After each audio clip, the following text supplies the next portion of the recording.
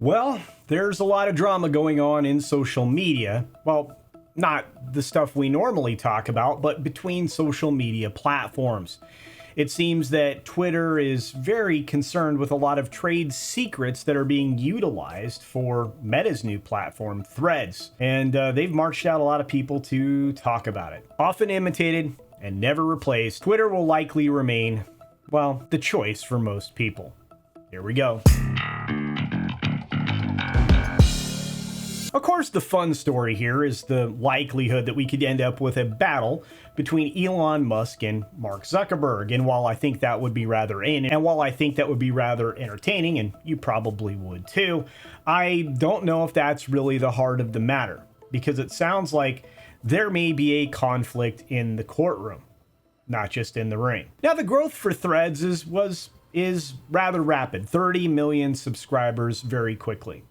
Lots of users, of course. And a lawyer for the Musk-owned Twitter basically sent Meta a very pointedly constructed letter. True story. If you don't believe me, it's out there on Deadline right now. It actually goes to the extent of essentially saying that Threads is a copycat with improperly obtained trade secrets. Now, there's no formal legal action at this point, but, well, according to Deadline, it was a warning shot. What's really funny here is the extreme alt-left radical publication Semaphore was the ones that first reported this legal broadside. I wonder where they got that information. And of course, Semaphore couldn't help but adding their own spin and opinion to the conversation by calling Threads its Twitter's most serious rival yet, compared to Musk's chaotic but still central platform.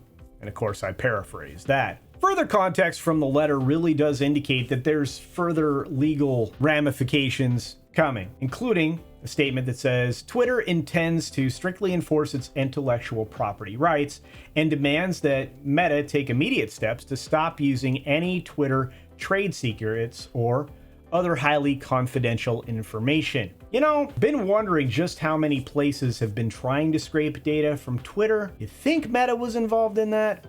And here's the amusing thing. The new Twitter CEO, Linda Yaccarino, came out with both barrels blasting, saying that Twitter is often imitated, but can never be duplicated. Well, except the parts that seemingly were borrowed. Borrowed without permission. For lack of a better way to describe it. And of course, many things have been being pointed out by people on Twitter and elsewhere. Like the fact that people are trying to own people on Twitter that are supposedly moving over to this new platform. I mean, what's the point of that? If you're leaving, pull your audience with you, or maybe you have an audience there, but nobody probably cares very much about it.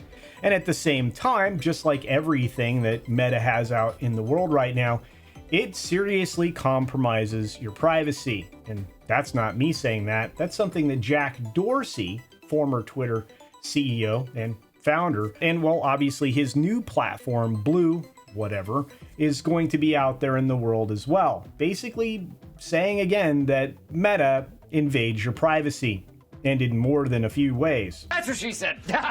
Whether or not Jack's Blue something, Blue Window, Blue Sky, or whatever actually launches to any kind of success, you always have these imitators, these also-rans. A lot of people say alternatives like Mastodon and many things like that.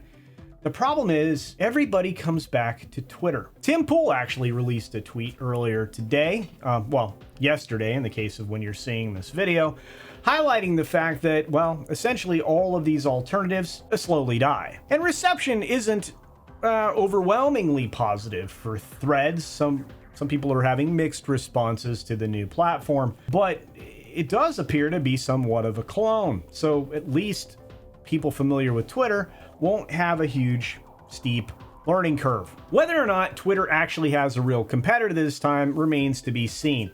Outside of some other international players, I don't really see Threads or anything else as a real rival. And what's interesting is we're slowly watching other alt tech fall apart. For example, Reddit. Oh, and also Discord, which seems to be having its own problems as well. Ironically, I'm still going to stick with the same platforms I've always used, and you can find me there as well. I'm on Twitter, I'm on Lines, I'm on Getter, Of course, video-wise, I'm on Rumble, I'm on Odyssey, and here on YouTube. And you can even see video stuff, my live stuff, over on Twitter as well. And supposedly all those other platforms I just talked about. You can Google it, it's worth a Google. I'm even looking at Kick, although recent revelations from the guy that runs that place seems to indicate that that's not going to be a free speech platform at all.